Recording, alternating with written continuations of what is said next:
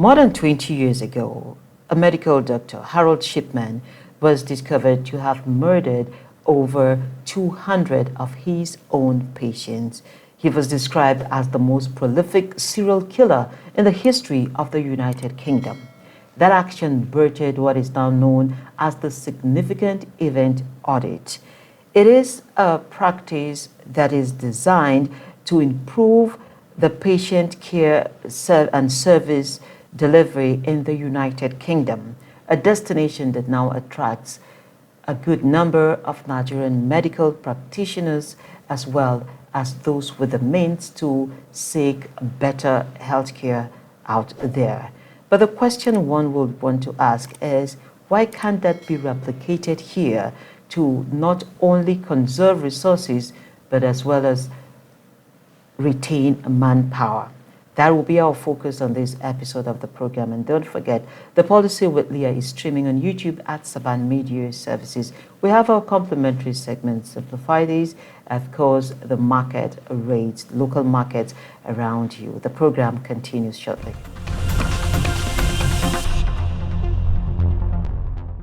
Let's begin the business of the day with a look at the trends table.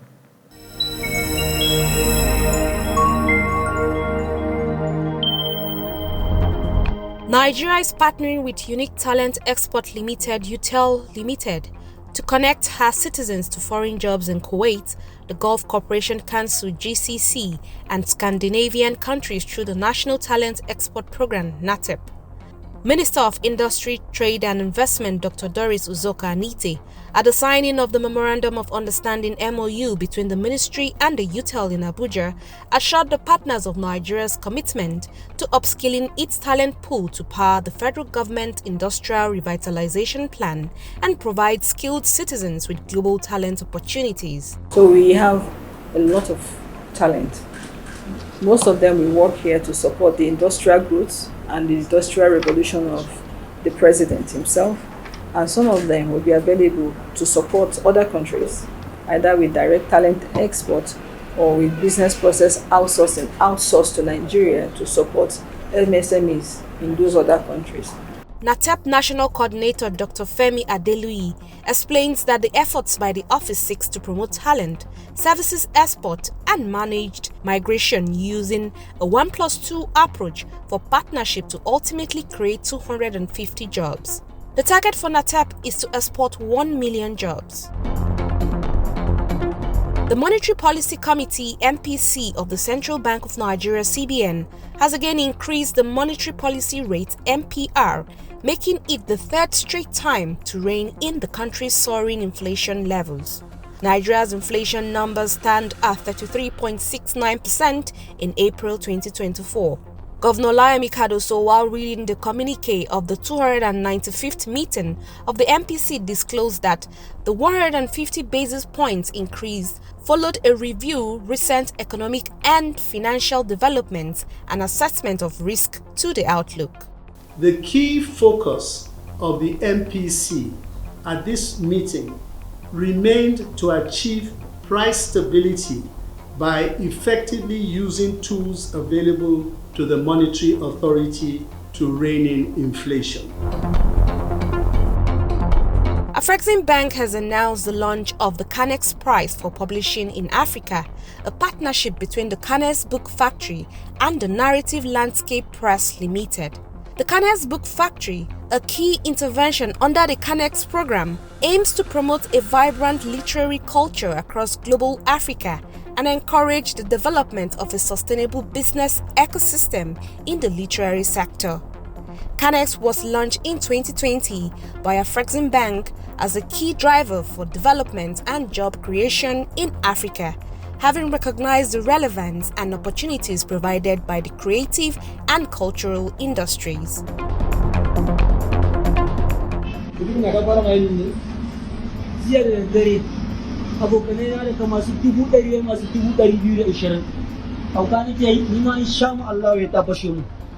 The Nigerian internet space has been flooded by a new Telegram-based crypto mining project with a huge promise of financial returns known as TapSwap, despite an outright ban on crypto activities by regulators with a clampdown of bank accounts found to engage in crypto transactions. The mining project provides its contributors with the opportunity to earn TAP tokens by engaging with TapSwap Telegram, but in a game-like mode, making crypto mining less technical and more fun. TapSwap is a Solana-based crypto exchange with low fees, high throughput, and exciting features like staking and margin trading.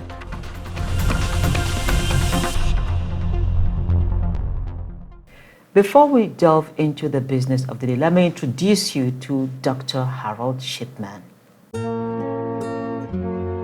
Dr. Harold Shipman, officially the most prolific serial killer that the UK has ever known, was a general practitioner who murdered over 200 persons, all of whom were his patients between 1975 and 1998.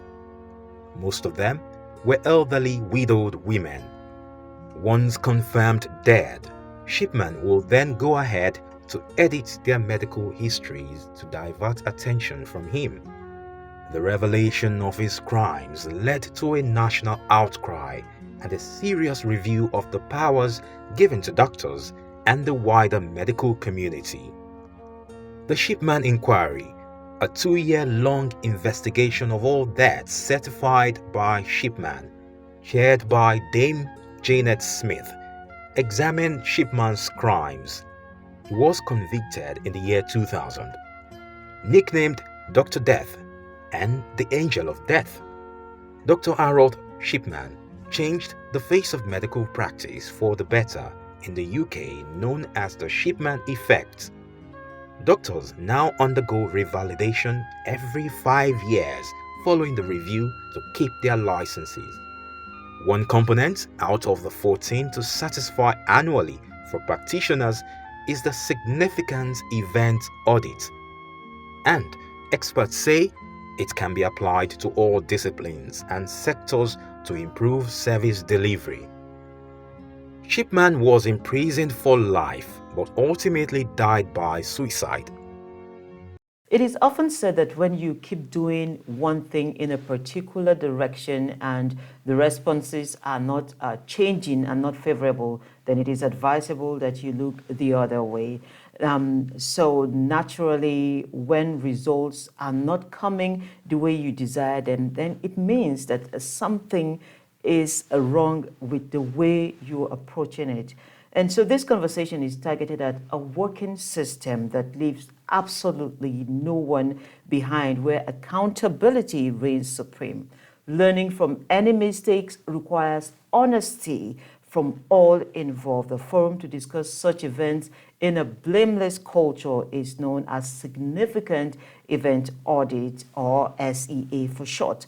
Dr. Mustafa Tahir is a keen advocate of Significant Event Audit and believes it's a useful tool in improving services in almost every aspect of human endeavor. He is a family physician and also practices emergency medicine as well as, of course, teaching. Doctor, it's nice to have you on the program. Thank you for inviting me, Leah. Thank you. Well, in looking at the aims of the Significant Event Audit, how has it shaped the practice of medicine in the UK and perhaps emergency services, and is it applicable in other sectors? Right. So, just a brief background. Sometimes in 1998, a family physician in the UK called Harold Shipman was arrested. He has killed eventually it was found he has killed 250 of his own patients. And the way it happened was a fellow GP, the way we do a certificate of death, you have to get a second GP to certify that death. And a female GP in endeavour in practice reported to the police that there's so many deaths coming out of his practice. Now, that was not really what triggered his arrest. What happened was when he injected an elderly lady, but also typed her will, and she happened to have a daughter who is a solicitor. And in the will, he concocted that she had left him more than £360,000. Now, I won't go into a long story. He was arrested. Subsequent investigations prove he has killed in the last few months about 15 of his own patients.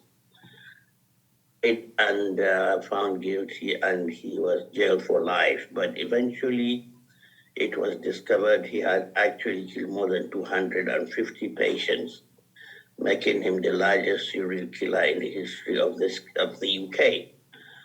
So that was when the British government set up a commission, a judicial committee headed by Dame Janet Smith, who submitted six reports to the government. Now, out of those reports was how to monitor doctors. And it became mandatory for us doctors every year to undergo a process of appraisal, and then 5 appraisal will constitute revalidation. And if you don't engage with the process, you won't be allowed to practice medicine. Now, within the cycles, there is something called Significant Event Audit. And when I listened to your chat with my friend, Engineer Mustafa Bello, it was as if he was describing what significant event audit ought to be. When he was mentioning about the failure of all these crime agencies. And I had been an advocate of significant event audit, and I have convened significant audit in every unit I have found myself in. So what is significant event audit?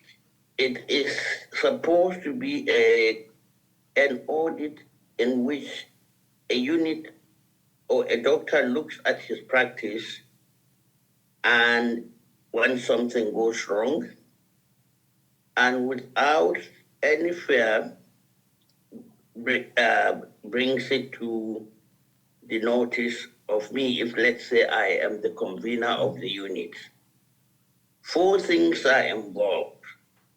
So we tend to have significant audit monthly, and every unit really should have a meeting monthly. The 4 key questions are, what happened? Second question is, why did it happen? Third question is, what has been done? And the 4th question is, what has been done to prevent future recurrence? So a good example, most deaths are significant events. So if a patient of mine dies, I may decide to write a significant event audit.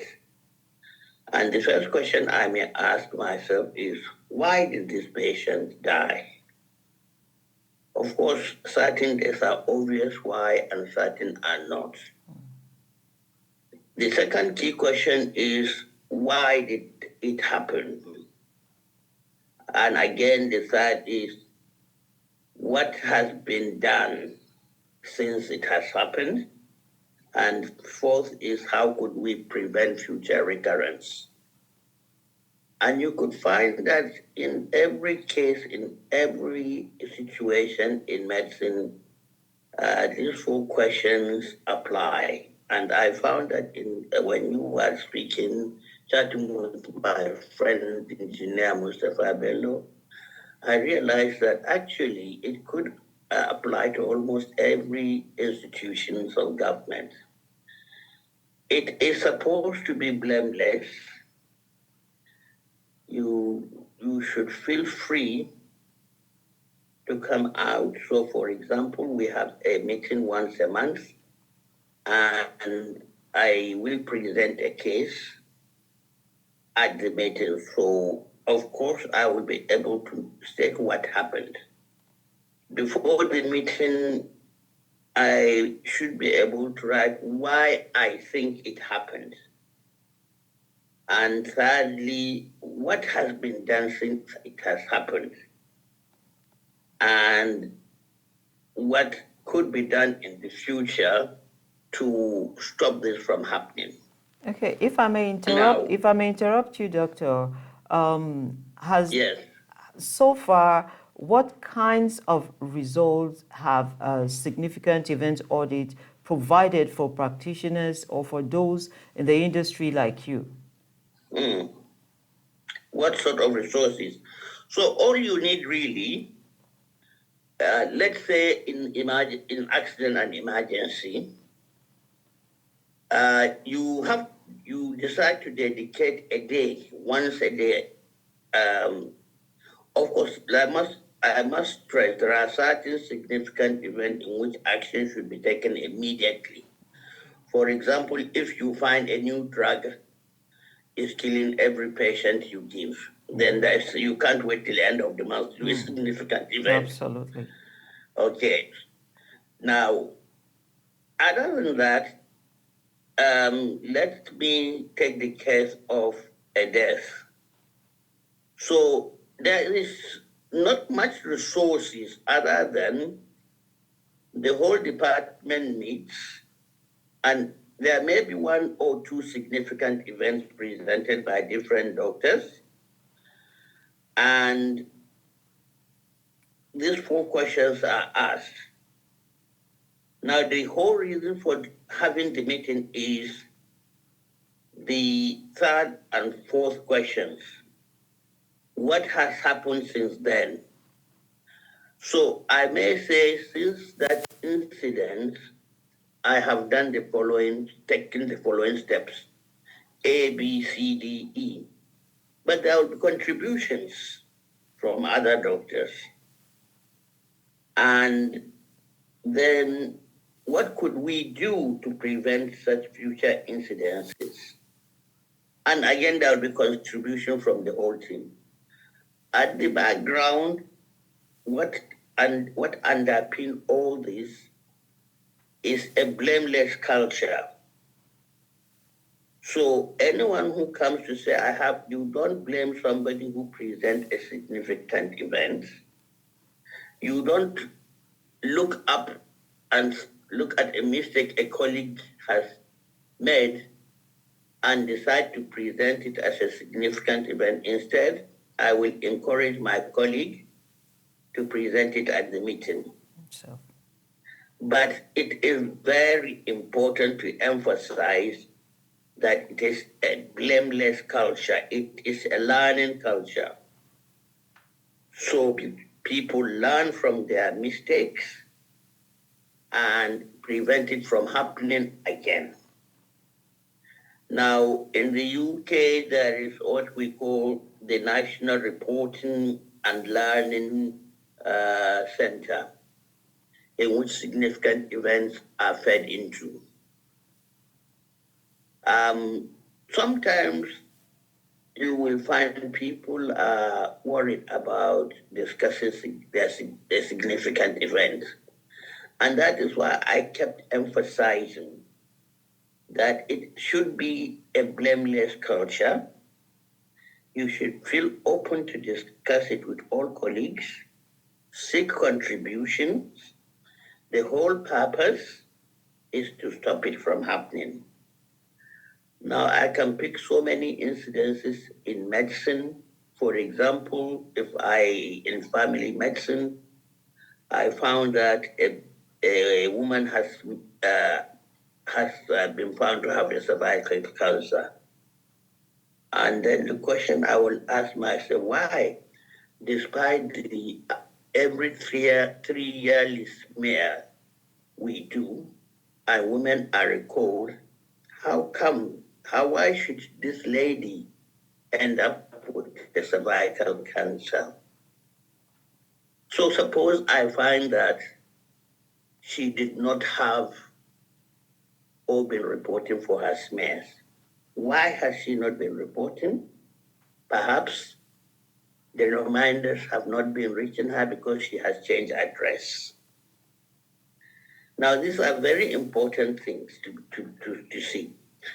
So could it be that she did not, the practice she joined after leaving my practice did not inform the National Center that send women records for their cervical smears? But we need to find out in order to answer the third question, which is how could we prevent this from happening again? And what have we done since then? Now, it's not enough to do this and go away and keep on working. No, you should aim to look back and audit this again. You want to look at whether the steps you have put in action have stopped the incidents from happening again. So you audit significant event audits.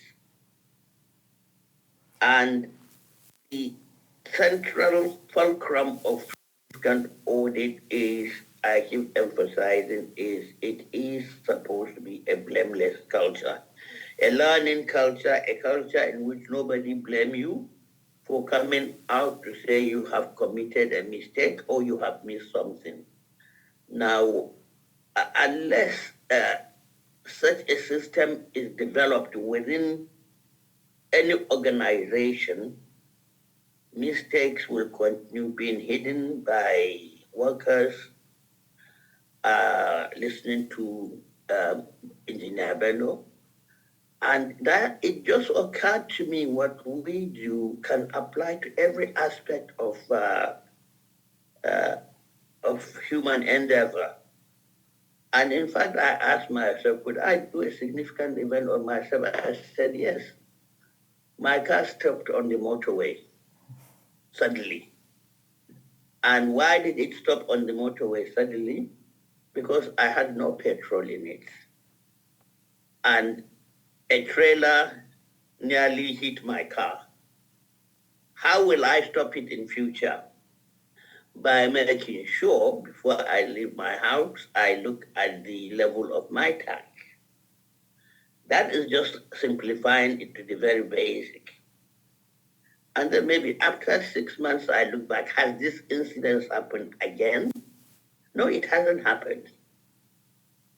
So whether it is vaccination in children, whether it is pregnancy care, whether it is in anything that happens in the maternity, whether it is wrong dosages given to patients, errors in medication, all should be discussed.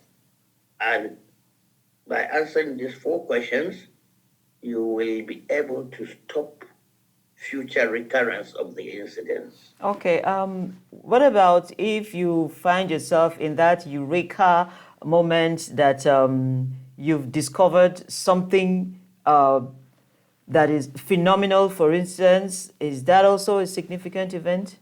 Yes, there is a lot of things that our junior doctors tend to forget, and which I remind them, and some doctors also. When you find you have found a system that works very well, that is also should be presented as a significant event. Okay. For example, I could suddenly say, hey, I have found that when a patient comes with a child or to vaccinate a child, and I explain properly to the lady the meaning of the vaccinations and why a child should have them, they tend to come back again. And this is my statistics.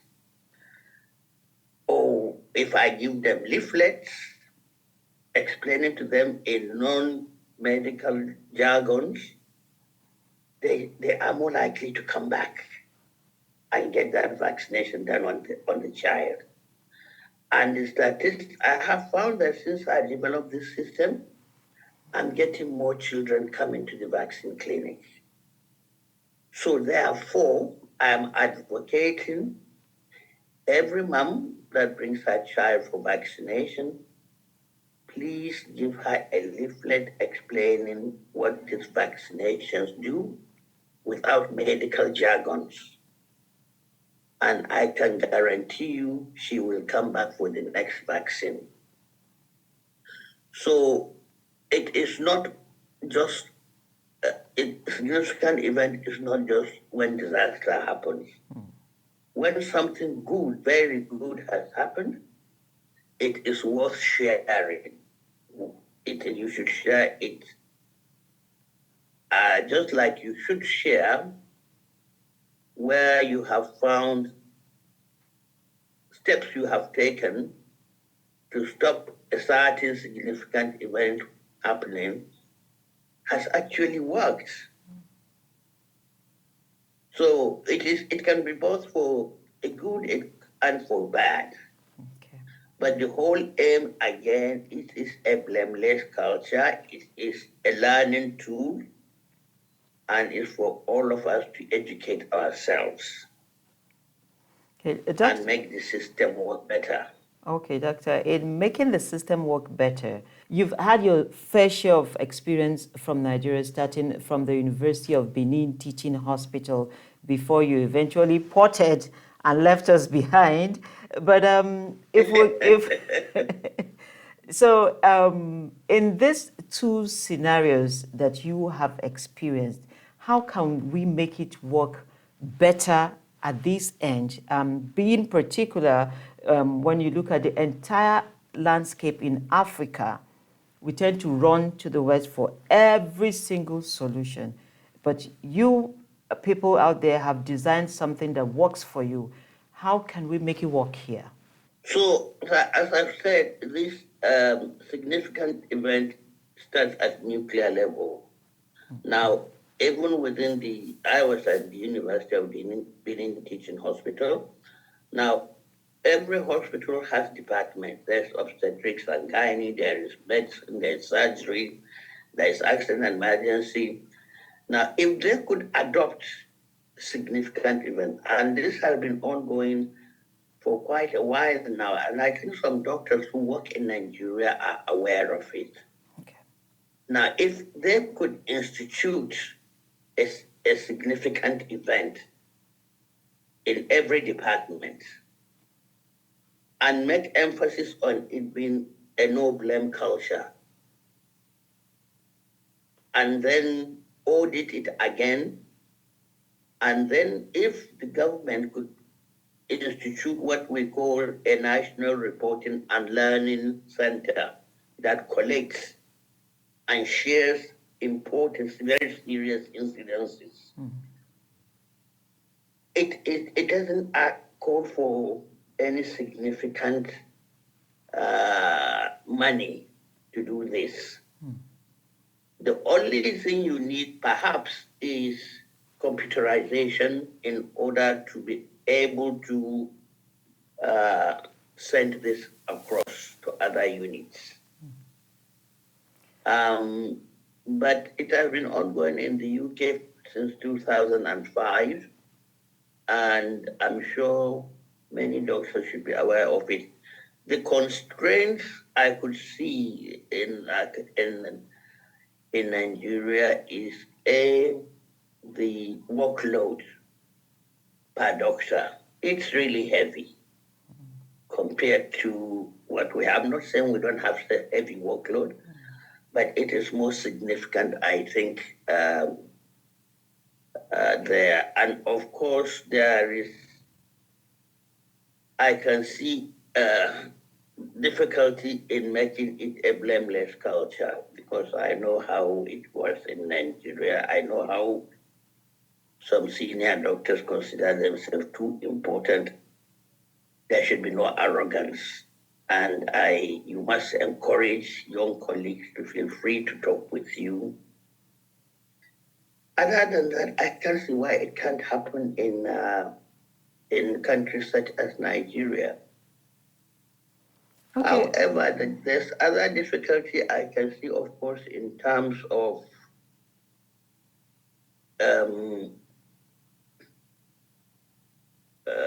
postal agency, like I was mentioning vaccine, having a national center that would send reminder to a woman that you are due for a vaccine. Now, take for example, in the UK, we do know there are certain cancers that can definitely be prevented. Breast cancer, cervical cancer, colon cancer. So what has happened? What have we developed to prevent that? There is a national center in England. When you reach let's say for colon cancer, when you reach the age of 50 now, you get recalled to a hospital to have a colonoscopy that will look through the whole of your bowel. And any area that looks suspicious, a biopsy is taken. Now, colonoscopy may be normal. There may be some polyps, which are small growths. They will be sent to the pathology department. They may come back as normal. Then after that, every 5 years, you will receive a letter through the post to send with a reply envelope to send back your stool sample. And that is for what we call fluorescent immunological antigen test for colon cancer. So it is studied from your stool, and if there is any suspicion of that, you will be an appointment will be made closest to you to see a specialist in colon cancer. Okay. The same thing with breasts. At 50, every woman will receive a letter to come for mammography. If it is negative, it will be repeated every 5 years until the age of 75. The question you may ask me is, well, doctor, why are you starting this at those ages? The reason is statistics has shown those are the ages in which majority of these cancers tend to occur. It does not mean they don't happen below those ages. Of course they happen, and doctors should keep their eyes open to them. But we do know that those are the age ranges when these cancers are more likely to occur, when they are more likely to be caught. And we therefore have tools to stop them happening. It will cost the government much more money treating than preventing. Absolutely. Yeah. Absolutely. Thank you, Doctor. But I want to ask one last question, actually. If you can give me that answer in a minute or minimum of a minute, can we apply this to, let's say, a sector that has to do with finances? Because Nigerians are bothered about money, how it's spent, and of course, how it's being managed. Yes, like I said, the interview with my friend, Engineer Mustafa, I found it very interesting. So the point is, let's say in a ministry, somebody was found to have stolen so millions. We should do a significant event audit. What has happened? Mr. So was found to have siphoned 10 million out of the account. And of course, why did it happen? Because there was no system in place to stop him from doing it. How can we stop it from happening? We should institute a mechanism whereby it is impossible for a person to do that. Okay. And then we will come back to say what has been done since our last meeting. So mention any incidents, whether it is finance or so, if you could apply these principles of finding out why did it happen, what happened first, why did it happen, what has been learned, and how can we prevent it happening from the future. And this should be done in a group because, as they say, two heads are better than one. And you will find everybody at the meeting give contributions, this and this. So if to say I present a case, I may have suggested maybe just 2 ways of preventing it. And then by the time I leave the meeting, I'm able to add 10 more. Okay. So my final report will include everything at the meeting, and I will have a date of the date the meeting happened, and then we will agree a date. We will come back and review what we discuss and whether we are succeeding. Okay, I must sincerely thank you, Doctor, for making out time for this conversation, and until we come again.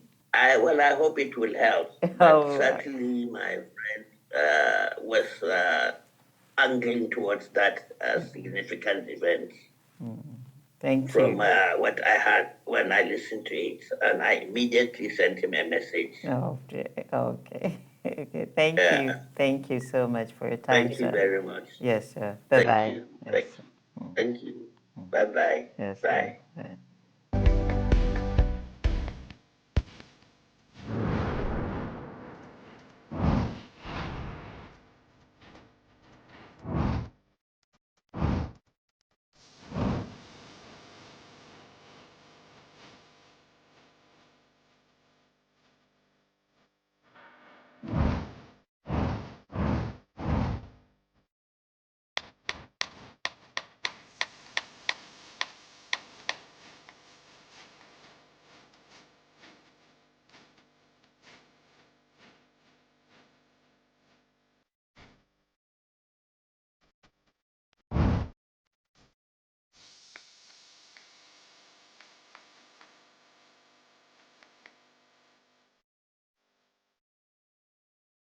Simplify this is next, and from there we head to the markets.